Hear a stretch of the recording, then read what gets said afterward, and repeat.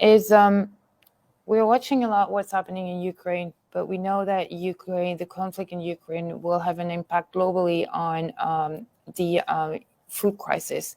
And then we know the food crisis in Ethiopia was already pretty bad, especially since it's very hard to deliver humanitarian aid. How will it aggravate the situation there now, the current conflict in Ukraine, and what can be done, considering that we can hardly bring any aid to Ethiopia? I don't know who wants to take this. I can Ewelina, start. go ahead. Yeah. Okay. Yes. Of course, I follow the situation in Ukraine very closely, and I went to Ukraine a few weeks ago, and of course, even just look at the situation in Ukraine, the humanitarian situation is deteriorating. And I met with a number of organizations providing humanitarian assistance in Ukraine, and I've heard of the struggles that they face now, and they're unable to deliver the assistance to the communities there. But ultimately, as you rightfully said, the situation in Ukraine affects different parts of the world as well, and including parts of Africa and Ethiopia specifically. And according to a recent report by Oxfam and Save the Children, more than 23 million people are experiencing extreme hunger in Ethiopia, Somalia, and Kenya, and that's up from over 10 million last year. And of course, in the region, we've seen the worst drought in 40 years. And again, this is being exacerbated by conflict and the pandemic as well. And the war in Ukraine sends food prices soaring to record levels.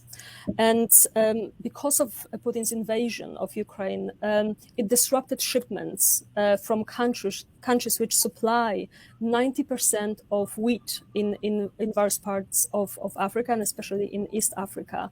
And then, of course, this sent prices again soaring. In certain parts up to 20%, but also the prices of cooking oil again doubled because of Putin's war.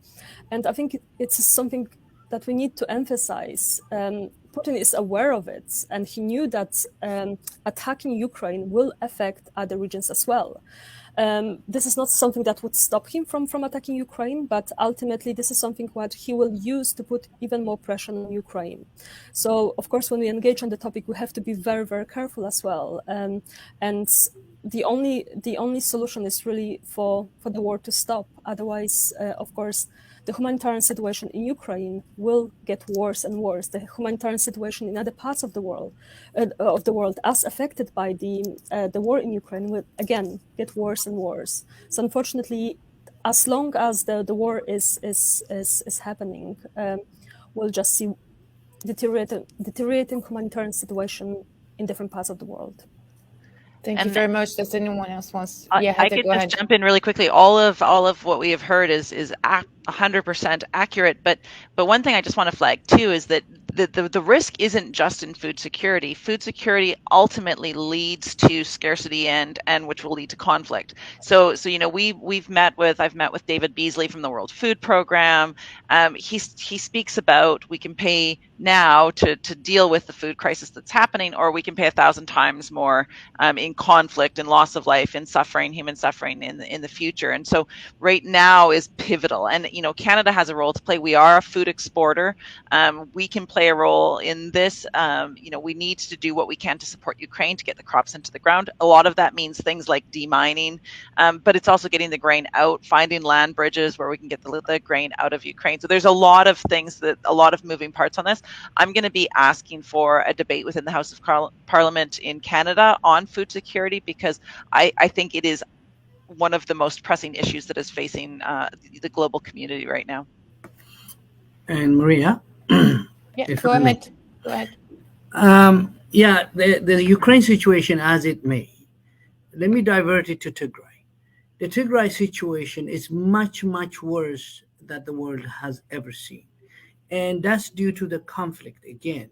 The food shortage that came up in Tigray has started and now exasperated because of the war, the blockade that we are experiencing.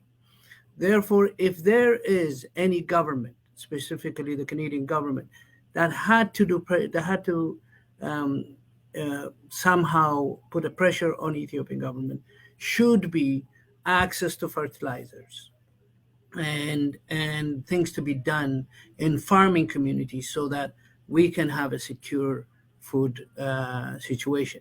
40 years we never had drought in Ethiopia.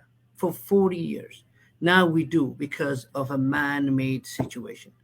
So as the world wanted to concentrate on Ukraine, which is the right thing to do, and we are actually grateful that the world is doing everything they can to Ukraine.